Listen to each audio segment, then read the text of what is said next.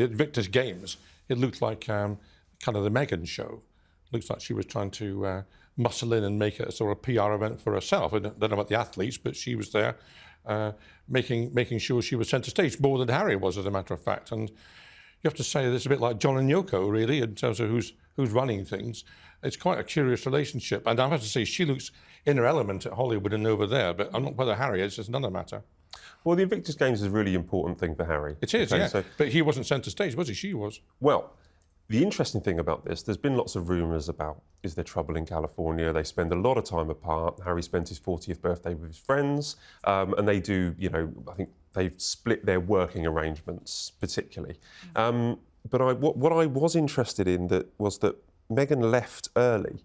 So she's not spending Valentine's Day with Prince Harry in Canada. She's gone home to spend time with the children.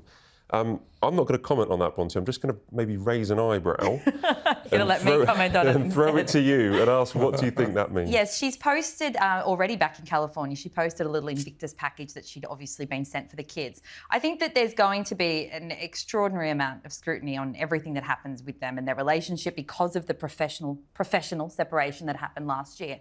With that said, the PDAs were pretty intense, and we got more of a front row seat to all of these PDAs. It was kissing, hugging, hand-holding. By, you know, just looking on surface value, at least, it certainly looked like a couple very much in love. And the reason we saw so much of that, to tie it in with the Instagram part, is because she was posting a lot of that, you know, these moments together. Because we're only just now seeing Meghan on Instagram in this capacity for the first time since she started dating Harry publicly, it's hard to know if this is always the way that they've been together, because it's unusual. We're not used to seeing this much of them behind the scenes and them being so lovey-dovey. You know, we get the photos and you get videos on engagements, but it's very different having them joking around. He was pushing her on that tubing and they were giggling together. And so I think I also need to make mention that she left the Dusseldorf Invictus Games early as well. So it's possibly just the way that they operate that, and maybe we don't read into that at all. They have 2 kids at home. You know, she has done it before. So I'll put that on the record. But yes, I think it's been a curious time seeing just how personal her Instagram account has been in showcasing her and Harry, particularly at a time when it's off the back of that article that came out last month talking about the relationship and all this scrutiny. So we've never seen so much. I've never seen so much, PDAs between that couple in the years I've reported on them. I went to both Dusseldorf and The Hague. I didn't go to Canada this year because I genuinely believe that they, as our viewers believe, that they're more in the celebrity world rather than the royal world. When they're out there in California and Canada, they're almost like a celebrity story. When they're over here doing things with the King and Queen or having arguments or bringing out shows, it's a royal story. But I've never seen so much PDA. I've never seen so much display, and I don't know whether that's because of the stories and the rumours that have been going on, or, as you're right, that's just what they like behind the scenes. Who knows? I think we'll have to watch how it unfolds with the way she's presenting herself, because I would also say, if you noticed, she launched this Instagram account, I think it was on New Year's Eve or New Year's Day this year, and it was so slick and polished. It was she was previewing the work she was doing, and it was, that film of her riding on the sand, and it was all very slick. But it's gone from that to now what really is a very candid, here's my life, here's me and Harry, here's this stuff that we've donated via my celebrity friends.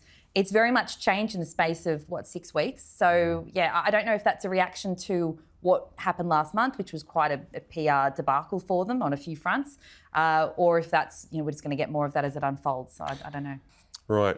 Well, the show's been quite heavy so far, so shall we have a little bit of light? Sure. Bronte, you are from Australia. You came straight to me for light. The Australian, go on. And we have a lot of American viewers. So many people might not know what the Beano comic is, but people will know who Mike Tindall is. So Mike Tindall has been in the Beano this week, and it's a fun comic. Norman, you used to read the Beano, I believe, as a child. I did. When I was about 8 years old, I delivered every week. I used to look forward to it. And it's a fun it's capers, it's about school children, it's all about loads of weird characters. Yes. And Mike Tindall has appeared as Banana Man, Bronte. It's very fitting. I think it works. The picture, it weirdly suited him. It actually looked so much like him in that cartoon. But he's the kind of fun royal, isn't he, at the moment? He's the one that's bringing a bit of light and entertainment. This is what I love. When you hear Mike Tindall speak, whether it be on his podcast or something like this, he always just seems so much more candid and casual. Like, it's another degree, we're seeing a lot more of the royals being candid, but he takes it to a whole other level where you really feel like you're understanding a very regular bloke, just to speak very casually, at the base of it. And I loved him talking about his family life with the kids and with Zara, who at the end of the day is, she's the daughter of Princess Anne, the Princess Royal, and there you are hearing about her screaming as he's jumping out and scaring them. And I just thought it was really cute. I think you could make the royals into different cartoon characters. Yeah. You know, I should do that. You could have Andrew as Desperate Andrew rather than Desperate Dan. That'd be a good one to have. And rather than Minnie and the Minx, you'd have Meghan the Minx. I like the way you're going on this. This is a good idea. It's a proposal we can work on, okay. But he's the fun uncle. He's the fun uncle, isn't he? Absolutely. Everyone wants to be friends with Mike. I think Mike and Zara just come across these really laid-back, easygoing people who are obviously very close with the rest of the royals. They seem to have stayed close, relatively close with all sides of it, even Harry and Meghan. It doesn't appear that they've had a big falling out. And they just seem like they're a really good time. Well, I can tell you something about Mike Tyndall. This is a secret. It's only between us and the hundreds of thousands of people that hopefully are going to be watching. But a friend of mine was at a hospitality event. It was England versus France in the Rugby Six Nations last weekend, and Mike Tyndall was speaking, and he was asked by someone at this hospitality event about being in the royal family. And luckily, my friend was a journalist, so he has written it down very quickly and sent it to me. He said, this is what Mike Tyndall said when he was asked. He said, "There is a family WhatsApp group that a few members are falling off, but I'm going up the ranks." So, guys, there is a royal family WhatsApp group where members of the family... This is fascinating. I love this. I would love insight into this because he did mention his WhatsApp group about, I think it was in about 2018 or 2019, back when we had this illusion that, the royal cousins were all really close and it's the Fab Four and all that. And he said there was a cousins chat. And so everyone, of course, was like, oh, imagine all the jokes and the royal banter happening in there. We got William, Kate, the Tyndalls, Harry and Meghan. But now, and given that comment, I'm wondering, is it still all of the cousins? Has anyone been removed? Well, Has apparently anyone left? a few members are falling off. I bet Harry and Meghan are in it, that's certain. But were they removed or have they left? I bet they've been removed. Or is there a side chat? I think that there's possibly been a whole other cousins group. That one's gone quiet as of sort of early 2020. And then there's probably another cousins chat that's opened up. But as Mike said, with less royals around, he's moving up the ranks. Yeah, I'd love, because remember screenshots exist, remember? I mean, people can screenshot and show. So I do wonder what they write in this WhatsApp group, whether it is jokes and memes like we all do in our WhatsApp groups, or if it's very professional. Princess Anne has now entered the chat and has brought sanity to proceedings. I remember he said it was a cousins chat, so I think it's all the younger ones. And I've got to believe there's funny memes in there. There's funny banter. I would love to see it one day, hopefully. Maybe Harry will put screenshots in his next book.